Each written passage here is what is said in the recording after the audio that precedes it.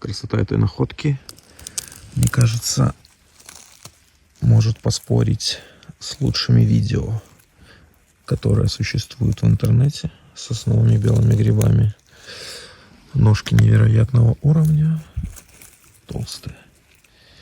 Фокус немножко прыгает.